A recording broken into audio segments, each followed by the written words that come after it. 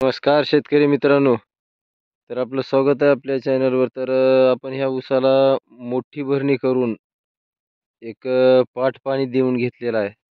Drip जरी असेल तरी मोठी भरणी केल्यावर एक पाट पाणी जर दिलं आपण तर हे पूर्ण रानाला असा आवळा बसतंय.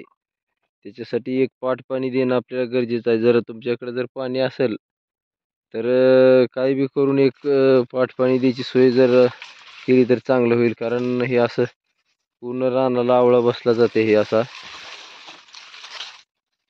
तर ह्याला मोठी भरणी केल्यानंतर एक पाट पाणी दिल्यावर ऊसाची हाईट एकदम चांगली झालेली आहे.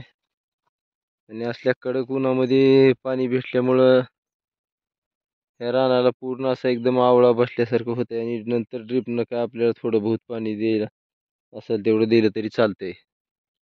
तरी आपला असा ऊस आलेला आहे. काय जर आपल्याकडे जर शक्य असेल तर एखादं पाट पाणी देऊ आपण, पण मोठी भरणी केलेली असल्यावर.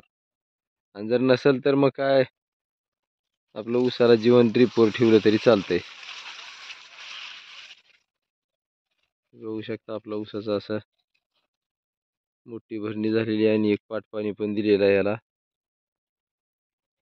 आणि हे जे ड्रीप आहे आपण ऊसाच्या बुडातच ठेवलेलं आहे. कारण आता थोडं पाणी आत्ताच घ्यायची नाही नळी आपल्या सरीमध्ये. कारण पाणी कमी आहे, बुडालाच आपलं थोडं थोडं पाणी देत राहायचं आता. तर असा प्लॉट आहे. धन्यवाद शेतकरी मित्रांनो.